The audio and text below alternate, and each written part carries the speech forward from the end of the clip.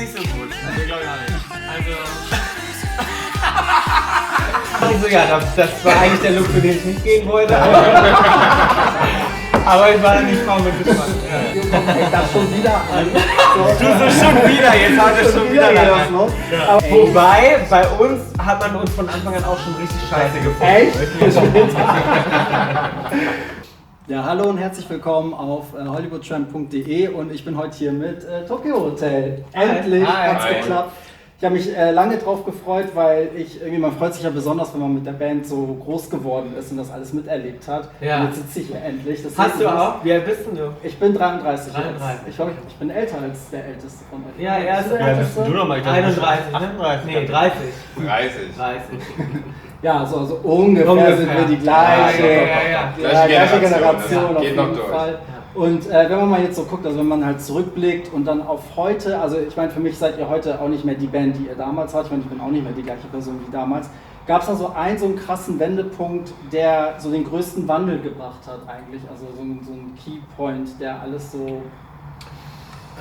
Wahrscheinlich, als wir nach LA gegangen sind, oder? Würde ich so sagen. Also das war so, wann war das? 2010. Ende 2010, 2011 und dann sind wir 4 Jahre ja nach LA gezogen und da haben wir so 4 Jahre kein Album rausgebracht. Ja. Wir haben aber nicht 4 Jahre lang Pause gemacht, das denken die Leute oft, aber es war nicht so. Aber wir haben 4 Jahre relativ wenig in Europa gemacht, wir waren viel in Lateinamerika, Asien unterwegs und so und haben dann relativ lange ein neues Album produziert und das war so, glaube ich, der krasseste Wendepunkt, wo sich musikalisch das so sehr verändert hat. Weil wir dann auch angefangen haben, selber ein Studio zu haben und wir haben dann selber wirklich produziert auch und so und das war so zum ersten Mal, glaube ich. Es war auch zum ersten Mal, dass wir uns so viel Zeit gelassen haben und uns mal wieder damit auseinandergesetzt haben, was wir eigentlich machen wollen, wie wir so klingen wollen und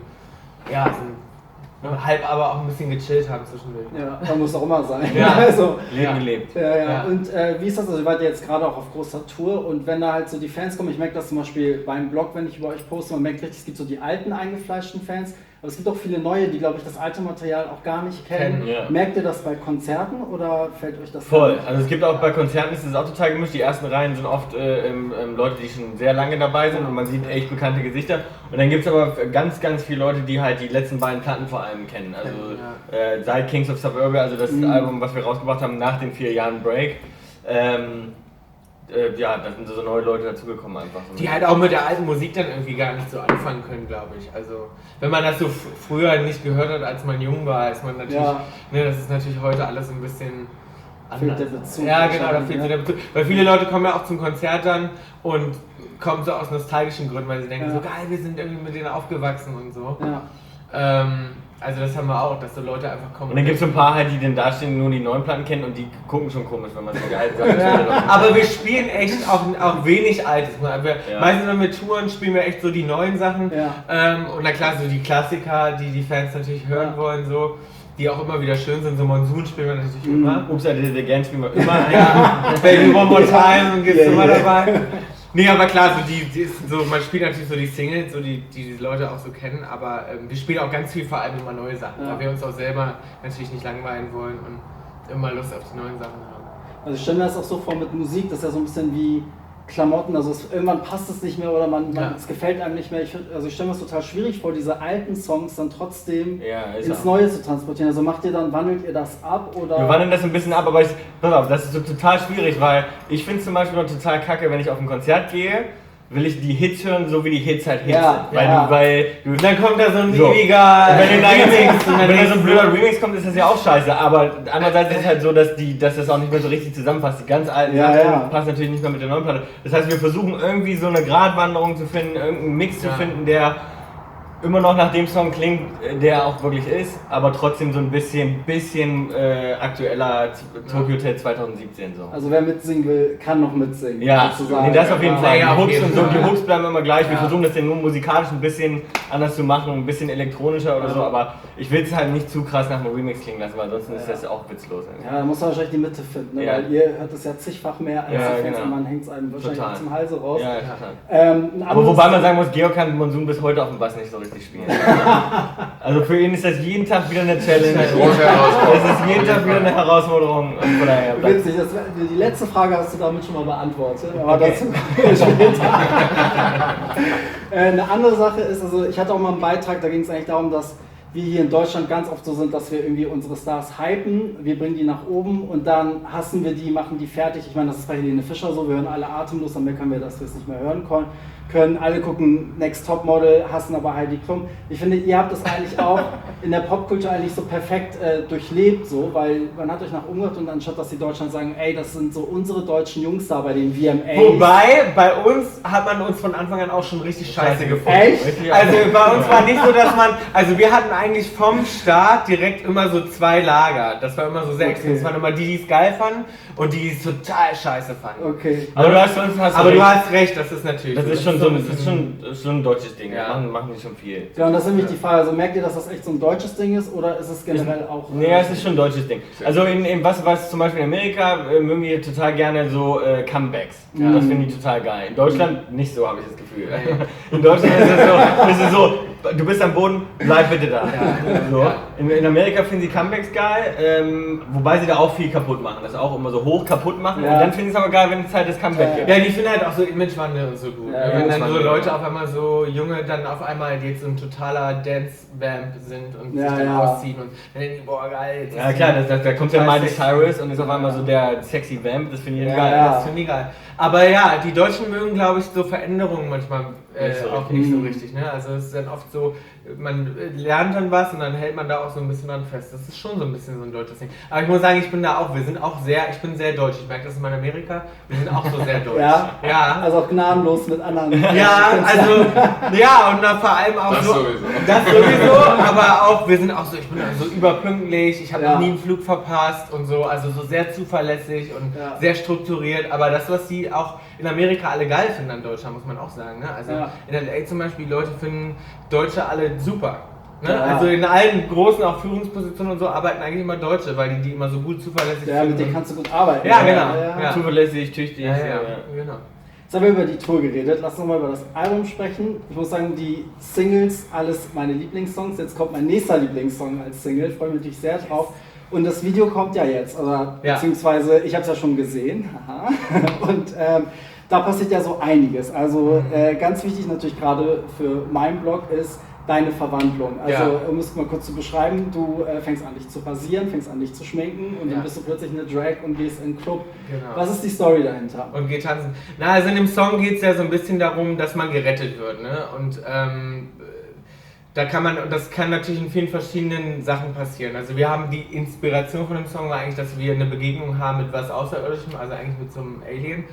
Aber man kann ja ganz viel gerettet werden, auch von positiven Menschen oder Leuten, die einen rausreißen aus diesem Loch, in dem man ist. Und darum geht es ja so ein bisschen. Und natürlich, aber man kann sich auch selber da rausholen. Also ich glaube, wir kennen das alle, wenn wir mal depressiv sind. Ich glaube, viele Sachen im Leben sind ja so eine Einstellungsfrage. Es geht ganz viel darum, wie man sich wohlfühlt mit sich selber, wie selbstbewusst man mit sich selbst ist und kann sich da oft rausreißen. Und darum ging es eigentlich in dem Song, dass man selbst ist und ich spiele diese Rolle von diesem Typen quasi. Also die Wahrheit ist, das sollte erst ein Schauspieler machen. Okay. Und dann haben wir zusammen mit dem Regisseur beschlossen, okay, ich mache das einfach, weil es einfach geiler ist, wenn ich es selber spiele und irgendwie auch interessanter. Und dann habe ich es gemacht. Ich mag ja sowieso gerne in Videos in so eine Rolle schlüpfen. Wir haben das ja bei Viele Drogen auch gemacht, wo ich einen Drogenjunkie spielen durfte, endlich und so. Endlich? Ja, weil ich das schon immer mache. Wo das die Rolle war, die Bill nicht spielen musste. Ja, und darum, das war einfach Samstagabend, ich bin einfach direkt zum Set gegangen. Das war einfach ein ganz normaler Dienstagabend. Und darum habe ich gesagt, okay, ich spiele diese Rolle von diesem Mann, der quasi gefangen ist in seinem Alltag und dann endlich frei sein kann und dann tanzen geht als Drag, weil er sich dann wie sich selbst fühlt und sich ausleben kann, sich selber verwirklichen kann. Und darum geht es in dem Video. Also wurde auch so um Selbstverwirklichung. Also einfach auch Leute, auch alle, die da im Video mitspielen, wir haben wirklich gefeiert da. Also wir haben total viel gesoffen und das war eine richtige Party. Alle Leute im Video sind gekommen, weil die Bock drauf hatten. Das sind alles Freunde und Leute aus Clubs, die wir kennen aus Berlin und die sind alle wirklich gekommen, um zu feiern. Und der Song ist ja auch extrem Berlin inspiriert. Also genau. Das war einer der ersten Songs, die wir geschrieben haben in Berlin, da ist ein deutsches Wort drin. Ja. Also das war sehr Berlin inspiriert insgesamt. Und da sind total viele Leute einfach gekommen, die Lust hatten jetzt mit uns Party zu machen und dann haben wir da wirklich, also das ist jetzt nicht alles so total gestellt, wir haben auch echt ganz viel Sachen, Georg hat auch zugeguckt, da war schon ordentlich was los am Set. Ja, also gab es nicht die Option, dass einer von euch das macht. Nee, ja, Georg wollte es gerne machen, aber wir haben gesagt, so, der ist einfach vor der Kamera, das können wir nicht bringen. Du kriegst halt einen nach dem anderen, ne? Ja, das ist immer so. Georg hat halt nicht so schöne Beine und das war in der Hose, saß nicht so. Ja. Hat denn, also ich habe gleich gesagt, aus Bill wird Jill, hast du als Drag Queen, wissest du, wie du dich nennen würdest? Nee, was hatte ich denn nochmal für einen Namen? Hatte ich irgendwie mir einen Namen gegeben dann zum Schluss? Ich hatte ja die geilsten Drag-Namen. Was also hatte ich denn? Neulich hat mir jemand einen geilen Drag-Namen gesagt und zwar Juvelia. Juvelia, ja stimmt. Das Den fand ich ganz gut. Ja, der ist aber also am Set warst du für alle nur Frau mit Stil. Ach ja, die Frau mit Geschmack. Frau mit Geschmack. Frau mit Geschmack. Genau, weil wir haben gefittet und alle meinten so, ja, das ist eine Frau mit Geschmack. Ja, und dann dachte ich so, ja, das war eigentlich der Look, für den ich nicht gehen wollte. Aber ich war dann die Frau mit Geschmack. Ja. Also super, wo wir gerade schon beim Thema sind. Also ich meine, das war schon immer so, das war bei David Bowie so, bei Prince so, selbst bei Michael Jackson, immer wenn ein Künstler das halt alles auslebt, heißt ja immer gleich, ist er schwul, ist er nicht schwul. Ja. Und du weißt auch, dass die Presse ganz viel halt immer mit diesem Thema spielt und so. Ja. Und trotzdem machst du das. Denke ich so, ey, der Junge hat auch echt Nerven. Und du weißt aber, wenn das Video kommt, fängt das schon wieder an. So, du so schon wieder, jetzt hat es schon wieder was los. Ja. Aber du liebst es ja damit zu spielen. Also das ist natürlich auch eine Aussage, weil die große Fanbase, die ihr glaube ich auch habt, also die schwule Fanbase, ist auch, weil ich glaube, du vor allem vorliebst, dass halt man aus diesen Stereotypen auch mal ausbrechen muss. Also nicht jeder Typ in High Heels ist schwul und nicht jeder Bauarbeiter ist hetero, weil das maskulin ist. Total, ja. Und ich glaube, das war ja für mich einfach immer schon so, seitdem ich denken kann, irgendwie auch zur Schule gegangen und so. Es war für mich ja immer das, ich habe immer, umso mehr die Leute das scheiße fanden, umso krasser sah ich irgendwie am nächsten Tag aus, weil ich einfach diese Freiheit liebe, ja, und auch so Mode und wie man sich anzieht und was man singt und auch was ich in den Songs singe und so, das ist halt alles Lebensqualität für mich, also diese Freiheit zu haben. Und vor allem, wie man sich anzieht. Also ich finde, es gibt ja nichts Schlimmeres, als wenn eine Gesellschaft oder Leute dir vorschreiben, was du anziehen musst. Und dann auch gleichzeitig du immer mit so einem Image kommen musst dazu. Und das finde ich einfach, das fand ich schon immer nervig. Und ich glaube, das war für mich immer das, wonach ich gelebt habe. Also ob als Künstler oder privat oder so.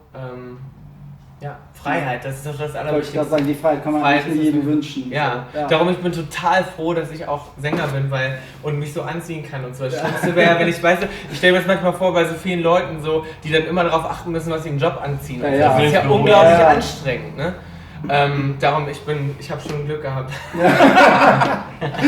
Super, wir haben ja nicht mehr viel Zeit, also ich musste mich ich mache immer am Ende so ein, was heißt Quiz, aber da stelle ich euch schnelle Fragen und ihr antwortet einfach ganz schnell, was euch einfällt. Okay. Ich wollte ja wissen, wo steht Tokyo Hotel? Also seid ihr gerade schon an dem nächsten Album dran oder kommt noch mal eine Tour oder was? Wir spielen noch mal eine Tour. Wir spielen jetzt eine Zusatztour im November. Mhm.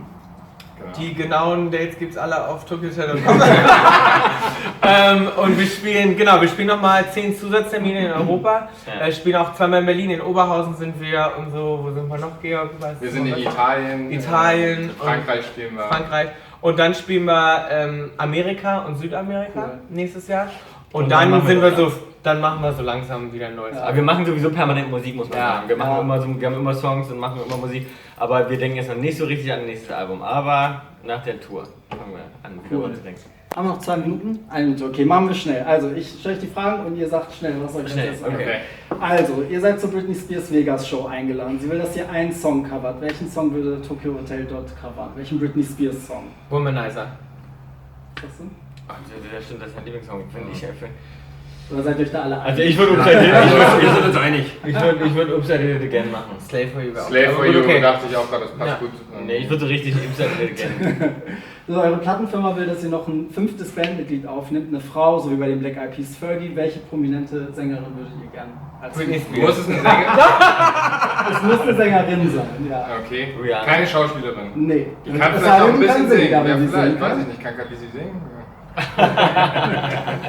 Ihr bringt es ihr bei. Nee, also ich bin für, weiß ich nicht. Rihanna, doch, die hat geile Figur gerade. Ja, das stimmt. Die haut doch nur geile Sachen gerade raus. Ja, geile Songs und also... Du sollst nicht so lange antworten.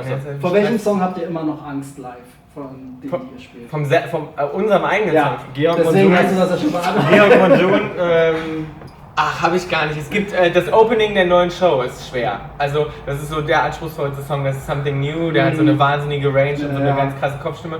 Da ist man schon ein bisschen nervös, aber Angst habe ich nicht wirklich davor. Aber Nervosität auf jeden Fall. Okay, dann die VMAs, der große Kuss zwischen Britney, Madonna, Christina, Missy. Wer wäre wer, wenn ihr es nachstellen müsstet? Also ich wäre Britney, weil ich finde, weil ich finde, dass man da sieht, dass sie extrem gut küsst. Und ich glaube, ich küsse auch sehr gut. Okay, aber du müsstest Madonna küssen, ne? Das ist dir klar. Das wäre der Georg. Ich bin Madonna jetzt. Ach so, ich muss Weil da du der Älteste bist wahrscheinlich. Ich glaube, der Georg küsst nicht so gut. Ich glaube gar nicht. Also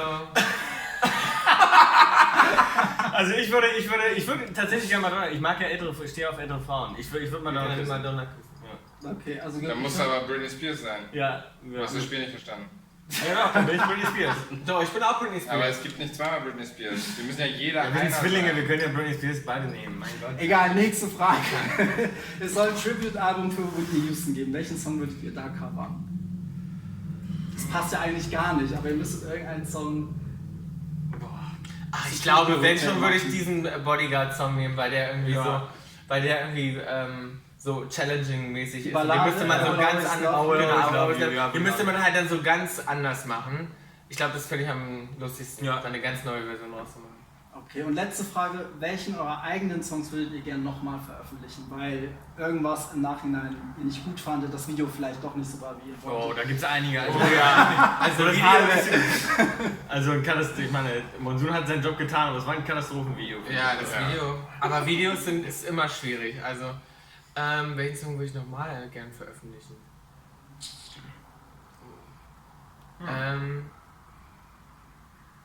Nee, eigentlich gar keinen, wenn ich so richtig überlege. Nee, also es war schon alles gut so wie das war. Also klar, es gibt so Videos. Video würde ich schon nochmal schießen. Aber den Song würde ich jetzt auch nicht unbedingt dann nochmal rausbringen wollen. Ja, okay. Darum, das war jetzt die Überlegung in meinem Kopf. Ich so, warte mal, das Video würde ich gerne nochmal machen, aber den Song will ich jetzt nicht unbedingt machen. Also dreht ihr nochmal ein neues Video zu Monsun und die Original. Und nehmen den nochmal. Wir haben schon überlegt, es wäre wahrscheinlich Zeit, wirklich irgendwann mal Monsun zu covern. Wir haben vorhin drüber gesprochen, ja. Und wenn, dann müssen wir es wahrscheinlich selber machen. Wahrscheinlich kommt immer irgendein Newcomer-YouTuber, der dann anfragt und den Song wahrscheinlich kann auch sein. Irgendwer hat doch die neulich gecovert. Wer war denn das nochmal? Ach, die Annette Gülsian. Ach, echt? Ja. Für ihr Album, stimmt, ja. Aber ich glaube, das müssen wir auch nochmal machen. Interessant. Super, ey, ich danke euch vielmals. Wir haben total überzogen, aber es war ja klar, die reden halt viel. Ja, das lag nicht an mir. Vielen lieben Dank Dankeschön. und das Video gibt es natürlich auf Hollywood Jump und die Tourtermine natürlich auch. Sehr gut. All she wants to do is turn the sun. She took me to